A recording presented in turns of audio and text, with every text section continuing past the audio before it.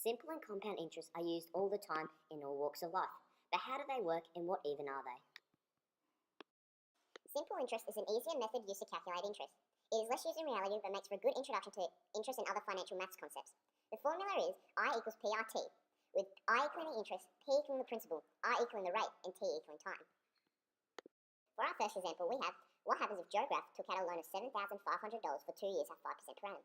Calculate the simple interest Joe has to pay off at the end of this time. First, we have to work out the P, which is $7,500, the R, which is 5%, and T, which is 2 years. We multiply these all together, which gives us the interest of $750.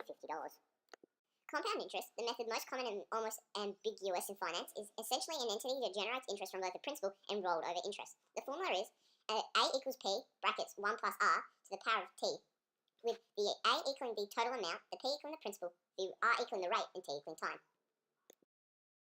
Our first example for compound interest is Harry Tuck invested $4,000 in a bank for 3 years at an interest rate of 7% per annum. What is the compound interest for this investment? First, we must determine the principal, which is $4,000, the rate, which is 7%, and the time, which is 3 years. We then add 1 to the rate, which gives us 1.07, times this to the power of 3 due to the time, and overall times this by 4,000, the principal. This gives us a total of $4,900.17. Next step in working out simple and compound interest is what happens if the time frame changes. To work out the interest when the time frame changes, all you need to do is divide the rate by the amount of intervals. For example, to find out weeks, we must divide the interest rate by 52. To find out days, we must divide the interest rate by 365.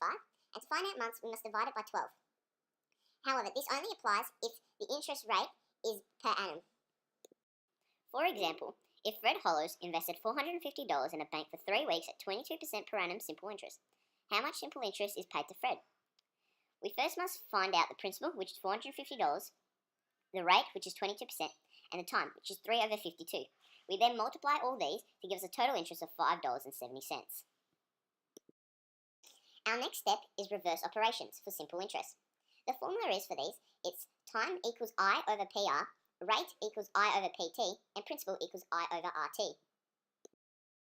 Our first example for reverse operations is determining the time. If Jimmy invested $5,500 at an interest rate of 8% per annum, simple interest, and the interest paid is $1,320, for how long was the money invested for?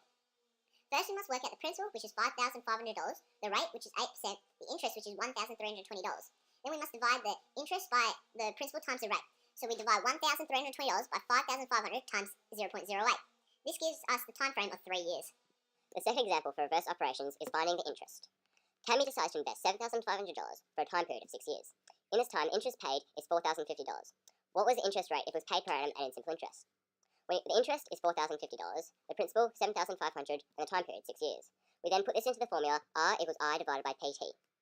This equals 4,050 divided by 7,500 times 6, which gives us the answer of 9% per annum. Our final example for reverse operations is finding the principal. If Jared has invested a sum of money for 7 years at an interest rate of 12% per annum, simple interest, in this time the simple interest paid is $7,560, what was the principal investment? We first must determine the interest, which is $7,560, the rate, which is 12%, and the time, which is 7 years. We then divide the $7,560 over 7 times 0.12.